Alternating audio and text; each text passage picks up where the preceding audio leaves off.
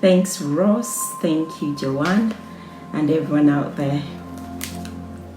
Good evening, and welcome to our first live for 2020 with Musao Justine Nakimuli kigozi.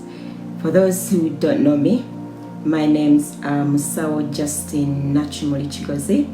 I'm a mental health nurse here in the UK and very passionate about mental health awareness, something I've been doing for very, very many years.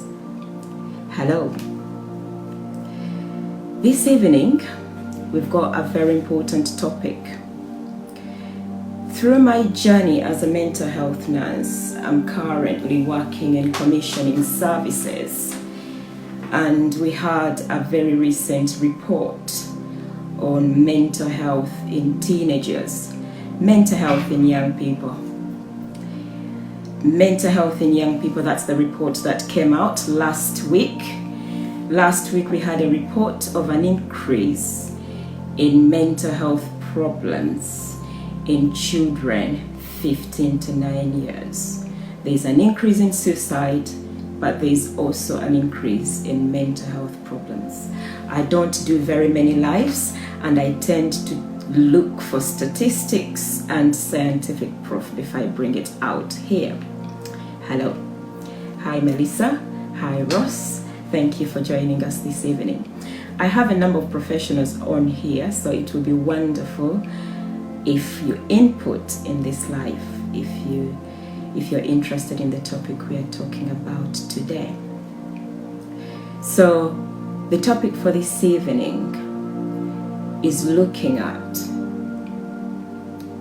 this rampant increase in suicide in young people. I thought it would be important as a professional to come here this evening and explain some developmental changes that take place in teenagers. I'm a mother. I've experienced it and I've studied it as a psychiatric nurse. So for me, I felt today that it's my role to come here and explain to people the physiological and psychological changes that take place in young people, but also how those can then lead to suicidal thoughts, how they can lead to self-harm, how they can lead to depression, and how they can affect their development as young people. So interestingly, there's a report on neuropsych and a report on psychological development. I will first of all go through the report on psychological development. So the recent report on psychological development identified a teenager's need for autonomy. Hi, Matron Kath Barrows, welcome. So this psychological report was very interesting because it identified the child's need to be autonomous or independent in a family. Not only in a family, but also in the community, the wider community. When a child is very young, that need for autonomy lies dormant, and they're not interested in being autonomous. They're actually very interested in being guided. So a child has very much interest in being guided because psychologically and neuropsych-wise, their brain is not developed for that need of autonomy. As somebody hits their teenage days, they begin to develop that need for autonomy. There are certain areas in the brain, especially the parietal lobe and the hippocampus, some people call it hippocampus, they develop at different rates. And as they are developing, the child is reacting to, or the teenager is reacting to that development. The hippocampus tends to contribute to stimulus, and the parietal lobe tends to contribute to information processing. So you find that you've got a teenager who cannot communicate effectively but can react like an adult, or even more impulsive because of that stimulus created. Together with the hormonal balance, they start to struggle to optimize their identity as a teenager. And this is what creates conflict during development. So this research showed us that if this conflict is not handled properly, this is when a child or a teenager starts to feel misunderstood. And when they feel misunderstood, that leads to them reacting in certain ways. So it creates conflict between parents, conflicts between teachers and students, conflict between the law, the police, because these children are feeling misunderstood. Not because they want to be misunderstood, but because of the development they are going through at that moment in time. If this is not contained and well understood by a parent, you are then dealing with a loaded gun. This teenager becomes a loaded gun because they will believe you've not understood them, and they will try to optimize their need for autonomy.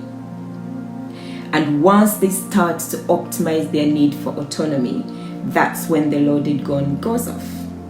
What do we see when a teenager is loaded? We see angry teenagers. We see impulsive teenagers. We see teenagers who then begin to self-harm.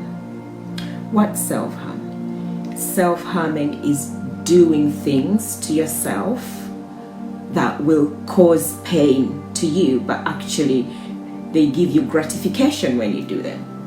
So most teenagers that I work with or I've come across with, they could cut really deep, and when they see blood, that gives them gratification. They get a sense of relief. They feel happy. They do not cut in areas where parents are going to see. They tend to use their thighs, areas where their body will be covered. They tend to swallow things. These can be dangerous items like razors. They can take overdoses. They tend to stab themselves with sharp items. And this is for them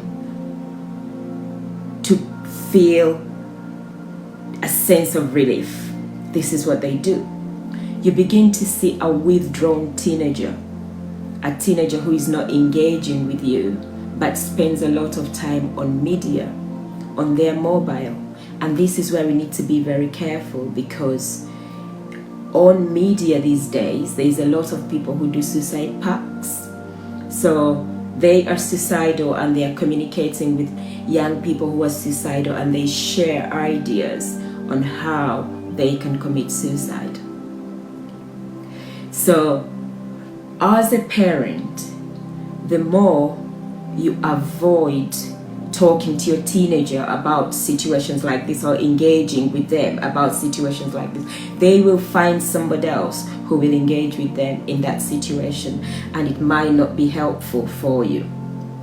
So as we walk through that journey of wanting to be autonomous and independent, in neuropsych, they have discovered that while physically we have a need physiologically, and you know what that need is. So if I want food, that means I'm hungry. If I want a drink, that means I'm thirsty. So physiologically, I can understand my need straight away and I attend to it.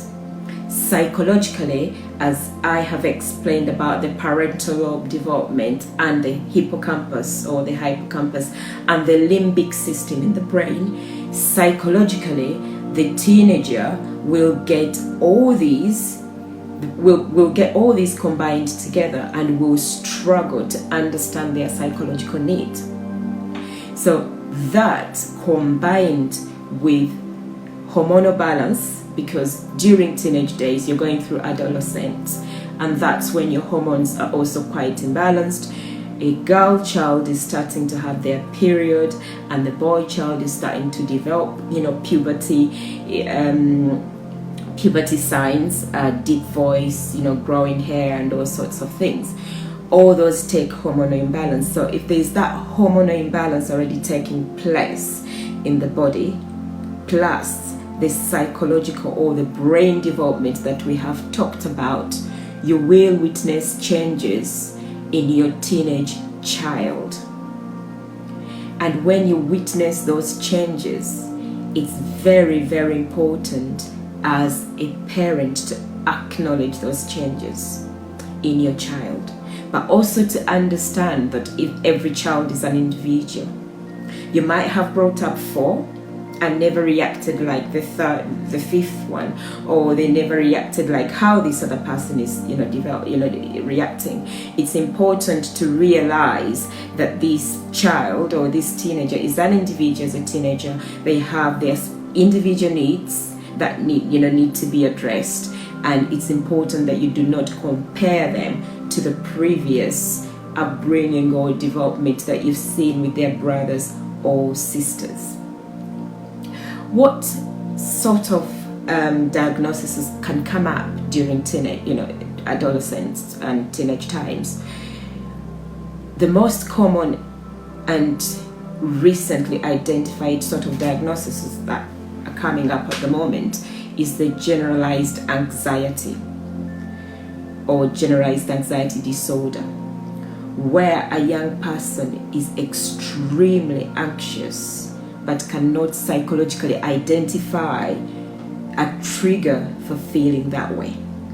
So this can be that they could be on a bus and they start to shake and they become very tearful, and they describe having something called panic attacks, but they cannot identify a trigger to this cause.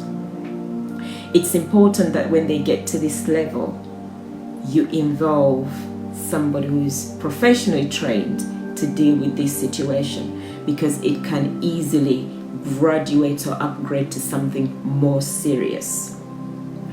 I have recently seen a young person who highlighted to me that they did talk to their parent about this situation, and the parent just clearly said, "Oh, come on, you'll get out of it. It's just, one of those days." And to her, this was minimized. Her feelings were minimized, and it actually intensified the way she was feeling. So it's very important that when children come to talk to us about these problems, we engage them, we explore what's going on. It's different because recently somebody said to me, "But Musawa, why are children, behaving this way these days? This is not what we used to behave like."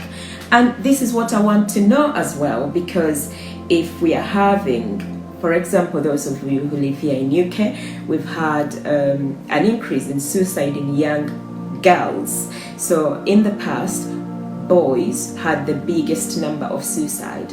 They still have the biggest number of suicide, but there's an increase in girls committing suicide recently. What's changed from the 90s, from the 80s to this, last decade, that things have dramatically changed? There's a lot of things that I can highlight in terms of media, in terms of global migration, culture intermixing. There's a lot of things that we need to identify. So that means if there's a lot of things that we need to identify that have changed recently with our population health, that means as parents, we have to also tweak our ways of parenting, because things have changed. Population health has changed. Population concerns have changed. And we need to tweak our ways of parenting as parents too. We've got to be contemporary at how we do things. We cannot keep referring to how we were brought up in the 50s or 60s or 70s. Things were much better then. Things have changed now. The other common diagnosis apart from generalized anxiety disorder in teenagers these days is a personality disorder. A personality disorder has so many at the moment reasons and causes that have been identified, just like psychosis and depression and bipolar. They all have, you know, their triggers, they all have their theories, they all have their pathology of why they develop and why these things happen. There's an increase in young people being diagnosed with personality disorder at this moment in time, and there's a lot of research on childhood development, trauma during childhood, abuse during childhood, parent separation during childhood. There's quite a broad range of what might have caused this. But again, for parents out there, just to let you know that a number of teenagers and young people are coming through the system with a diagnosis of personality disorder. The other diagnosis that tends to tweak during teenage days is bipolar affective disorder. A lot of people have put it down, and researchers have put it down to the fact that, again, as I mentioned, there's a lot of changes happening during teenage days, hormonal imbalances, but it's also a life-changing time for a lot of teenagers. This is the time they're doing their GCS exams. In Uganda, people are doing their O-levels. In Africa, people are doing their O-levels and A-levels. There's a lot of pressure for them to perform. And there's also a lot of pressure for them to be somebody in the community. They want an identity in the community. What we spoke about earlier at the start of the video, autonomy. They want to be autonomous. They want to be independent. But there's also a pressure of performing in school, exams in school. That can be very destabilizing. The environment at home is the protective factor to such situations. If the environment at home is quite chaotic and non-protective of the teenager's needs, then it is likely that they could have an episode of mental illness. In most cases, this is bipolar, because bipolar affects mood. So most of the time they might have an episode where they go really high and manic, or they could go really low in mood. And again, the hormonal imbalance has a lot to do with it. The other diagnosis is a diagnosis of psychosis. Again, it is triggered by stressful environments, stressful moments, and it is a serious illness. And if your child comes across with that diagnosis, and it involves hearing voices, it involves being paranoid, it involves being very, very scared. They could be, in one corner, and they're really, really worried and scared, but that's because they are hearing voices and they cannot make sense of what's going on in their lives. Many of those symptoms can be noticeable if you're aware. There's a few videos that I've done on YouTube on identifying mental illness. So for people who want to to kind of identify mental illness in family or relatives, you can go and watch those videos. Before somebody becomes very unwell with mental health, usually, and in many cases, sleep is a very important thing. People will lack sleep. There will be lack of sleep at that moment in time. People will be restless before they go into a full-blown episode of mental illness. People start to become suspicious or low in mood, unhappy. You can identify all those things. Unfortunately, for some of us who have experienced two cultures, so there's culture intermix. In the country that I come from, mental health is not something that is identified as a problem. In fact, people will say to you, you need to man up, you need to get off your bum and start being somebody. You can't be depressed. I mean, in my country, it's like a taboo. It's like people don't want to acknowledge that mental health is a problem.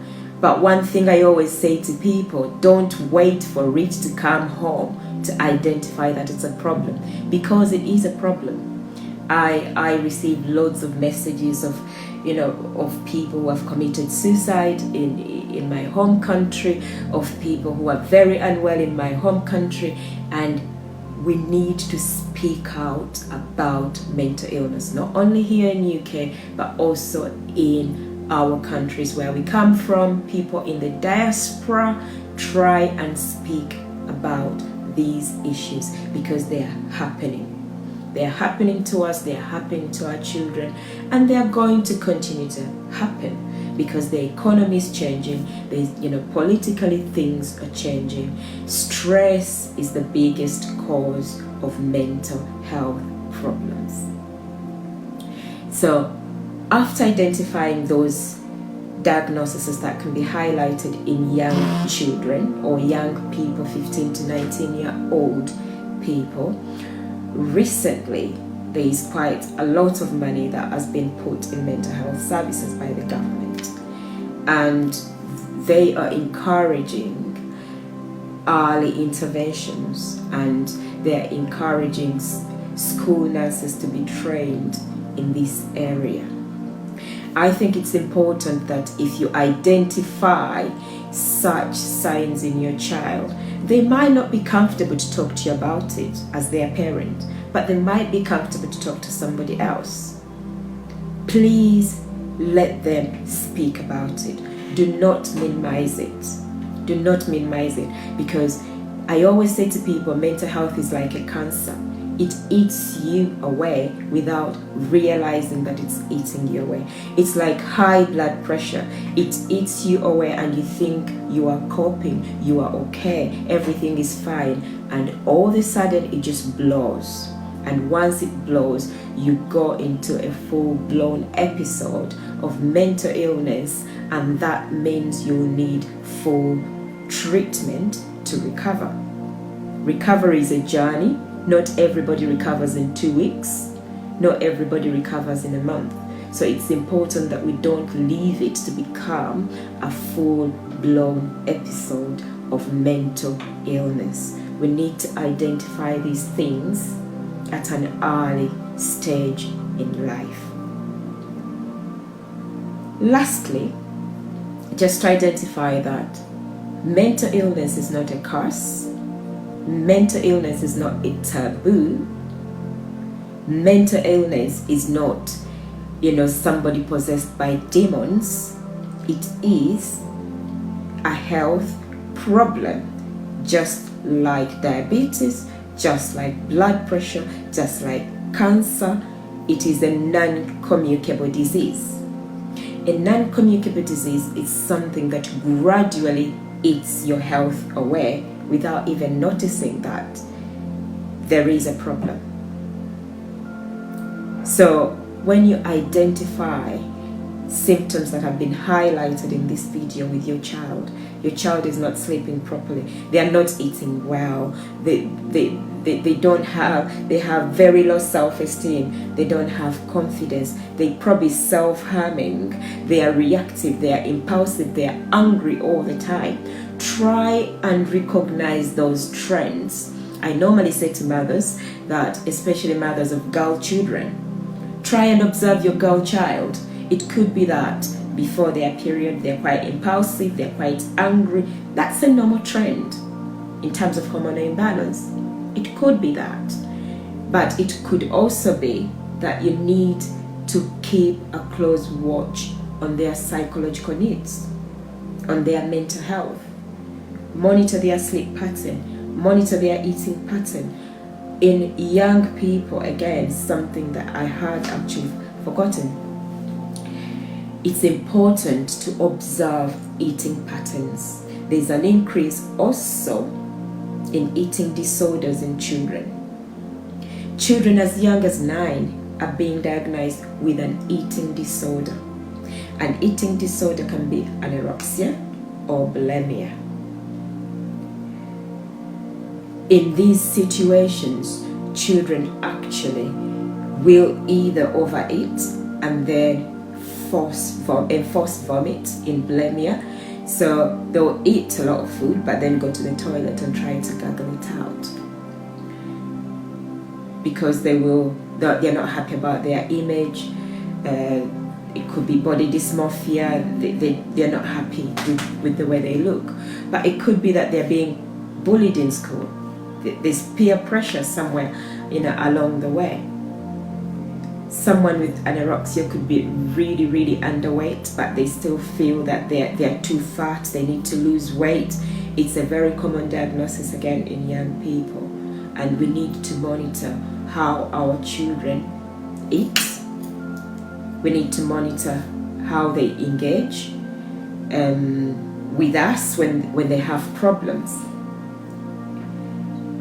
It's very important to also highlight and go back to the sleep pattern of your children. We've got recent reports of what media is doing to young people. I mentioned suicide pacts being shared on media these days. So if your child has a phone, how much time are they spending on their phone? Who are their friends on that phone? What are they sharing on that phone? Especially teenagers, because phones have become a major problem and a way of affecting young people's mental health. Closing on today, thank you for joining me, Justine Nakimuli, discussing suicide in children.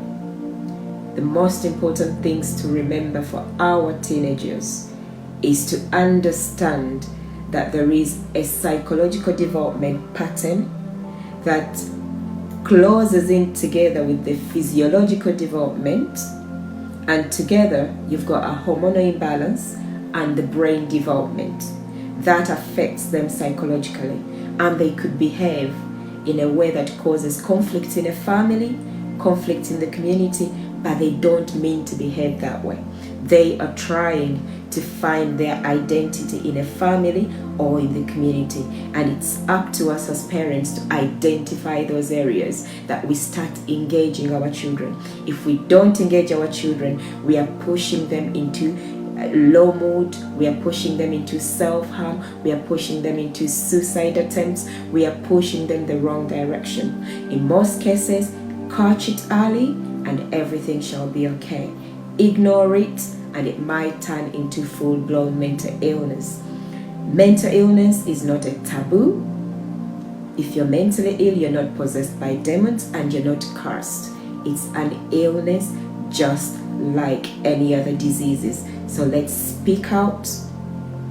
Let's give people an opportunity to talk about how they feel.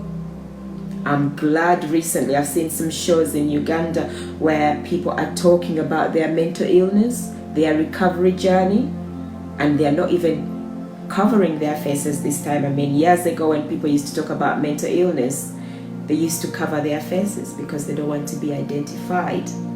But people out there are doing a great job. I would like to acknowledge Chisubi University, especially the rugby team, for their efforts in mental health awareness with mind, body and soul. The team is doing a great job going into schools using physical health activities to improve state of mind. So well done, Chisubi University, for that. We've got a whole week of state of mind in Uganda, and that will be in March, end of March into April, again with Chisubi University and loads of schools in Uganda. We've got Vienna High, we've got Masaka Hope School, we've got SMAC, we've got a number of schools that are engaged in that suicide prevention and using physical health to manage mental health. So I'm looking forward to that, and it will be wonderful. I'm sure people will engage in it. So any support out there, we will be starting fundraising because we'll go into these schools. We will support them with material that they need for physical health and for also sports. So we will start fundraising at the beginning of February. Thank you very much for joining us this evening. and please keep supporting Mind, Body and Soul. Thank you, all of you, Mind, Body and Soul family, and I really appreciate you, and have a wonderful evening.